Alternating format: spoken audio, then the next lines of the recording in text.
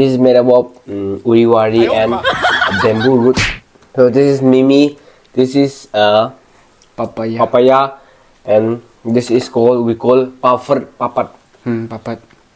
Try the hang to it. And PAPAD leg and this is called PAPAD. Fried. Kay mana sih kita? Bang tu je English guy kang dia ko.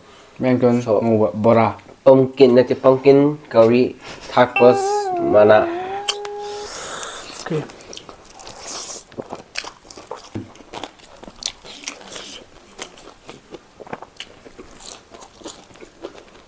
Ini mau saya. Talk in English.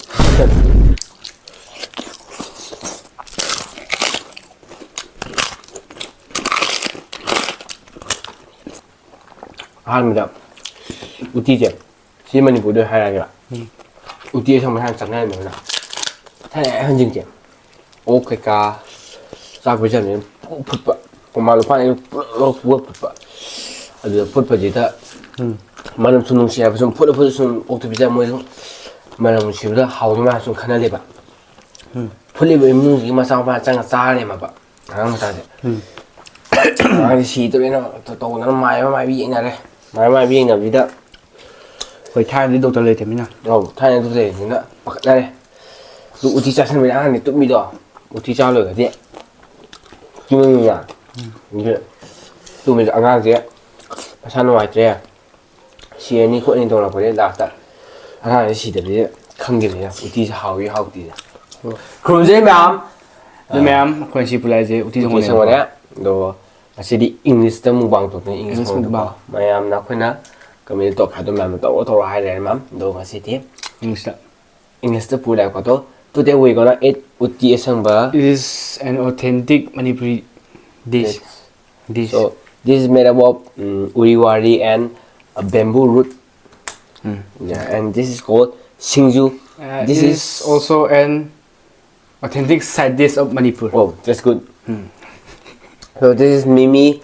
This is papaya, and this is called we call PAPAD. PAPAD. Try the hang to it. And PAPAD leg and this is called PAPAD. Fried. Kay mana sih kita? Bang tu je English guy kang dia ko. Bang tu so bora. Pumpkin curry tacos mana Bora. So let's go to the mukbang. So Let's get start. Let's start. Let's start the show. So I want to eat this PAPAD.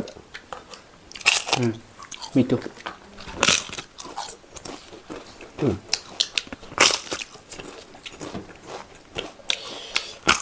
Oh.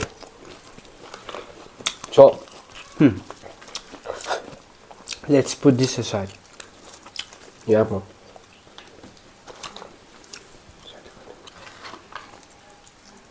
Ooh. Okay.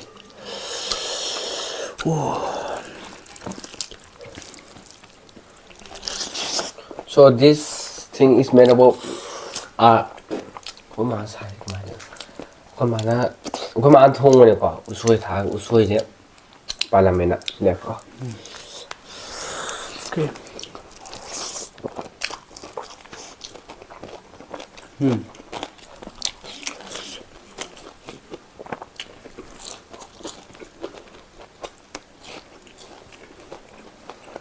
Sinju is kind of a bit spicy.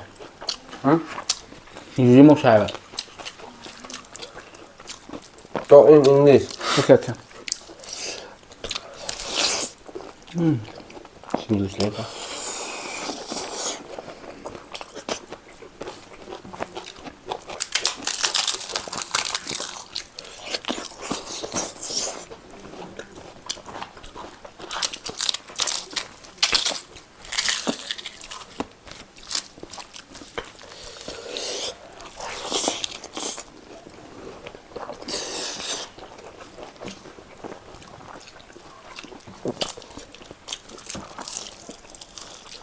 So guys, in our comment from not Manipur, they say to our comment that your language, okay, subtitle, मैं बुढ़ा है video ꯆꯥꯕ ꯌꯦꯡꯕꯗꯤ ꯅꯨꯡꯉꯥꯏ ꯑꯗꯨꯕꯨ ꯁꯕꯇꯥꯏꯇꯜꯗꯣ ꯏꯪꯂꯤꯁꯇꯒꯨꯝꯕ ꯊꯣꯜꯂꯗꯤ ꯑꯃꯨꯛꯀ ꯅꯨꯡꯉꯥꯏꯅꯤ ꯑꯗꯣ ꯊꯣꯟꯕꯤꯔꯣ ꯍꯥꯏꯕꯅꯦꯀꯣ ꯑꯗꯣ ꯃꯊꯪꯗꯗꯤ ꯁꯕꯇꯥꯏꯇꯜ ꯍꯥꯞꯄ ꯍꯥꯏꯔꯗꯤ ꯍꯥꯞꯅꯕ ꯍꯣꯠꯅꯒꯦꯕ.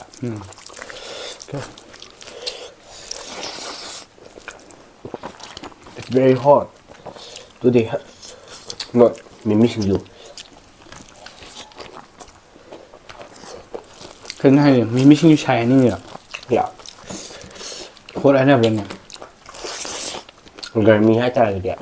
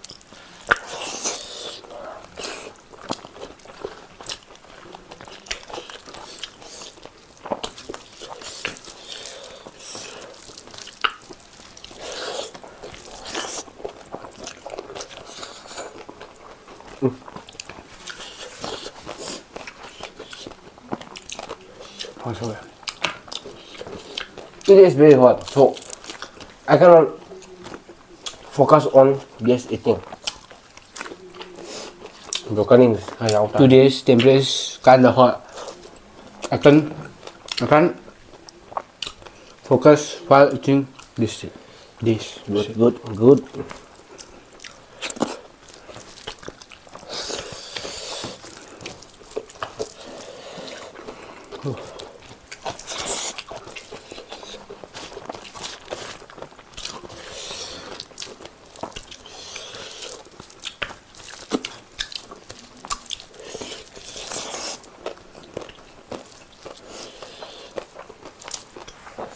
UTI ka mai sing min nang khang ba.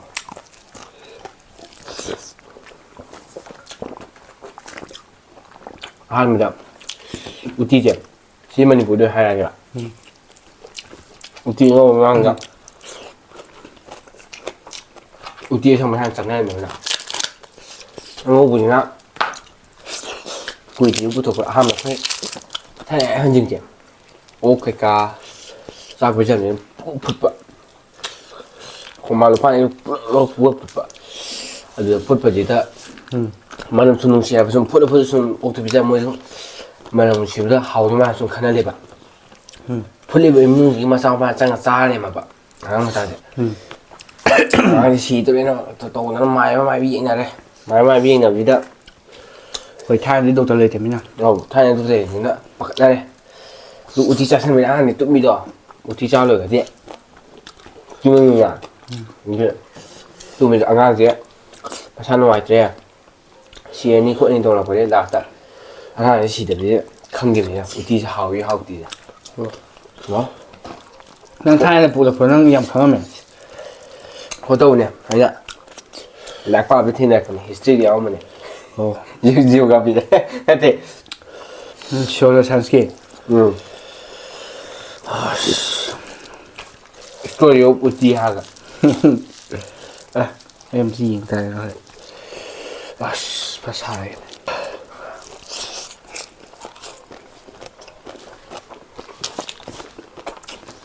Ngon rồi.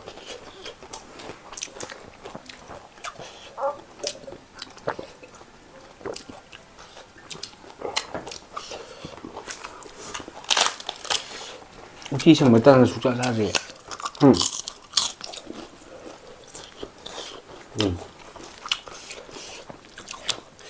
Khi chẳng mới tăng được ra thì ꯆꯥꯗꯤ ꯅꯪ ꯈꯪꯗ ꯋꯥꯔꯤ ꯐꯅꯌꯥꯝ ꯂꯩꯔꯤꯌꯦ ꯑꯗꯨ ꯃꯊꯪ ꯚꯤꯗꯤꯑꯣꯗ ꯑꯣꯏꯅ ꯌꯦꯡꯉꯒꯦ ꯄ꯭ꯂꯥꯁꯇꯤꯛ ꯁꯔꯖꯔꯤ ꯇꯧꯗꯣꯏꯅꯤ ꯑꯩꯈꯣꯏꯒꯤ 나쁜지 왜냐면 정말 내가 전에 깨끗한 눈이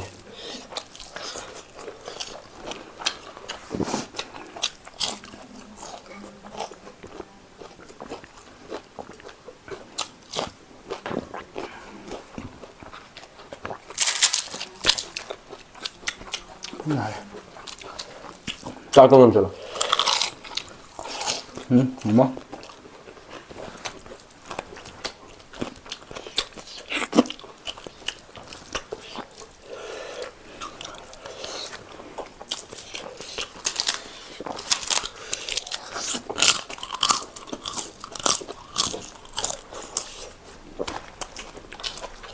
그 하모 뭐였어? 뭐에 이거 합니다 까이는 뭐 야마도 근데 이 신주제 살에 양 빠면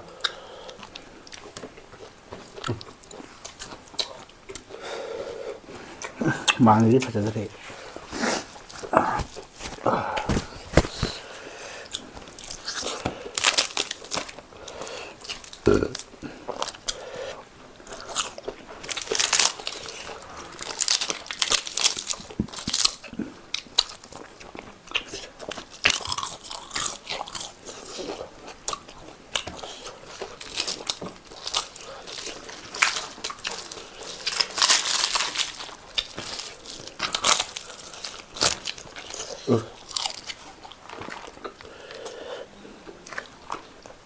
이거 짜자 뭐에 까이 뿌나래 기차지 않는 거죠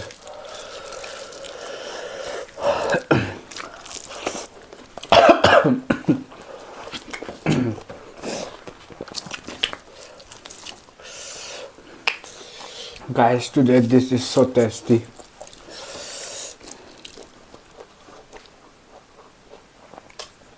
nangi gini sayang usum salah oke rồi mỗi gini xài nấm lên vậy mà nói chung usum mình là nhẹ 해야 돼. 여성화 필요 없게.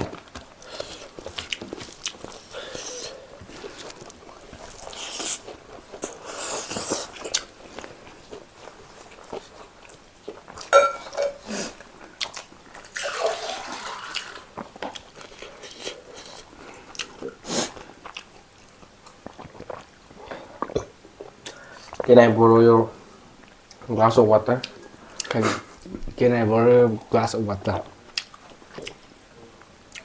Can I have some Milo? xăm hai cái giúp mẹ xin thì mà xin thi không thì nó xăm hai cái đầu tôi lấy Shish, butter. butter anh hai số mẹ Shish. mà xin thi không mà thế này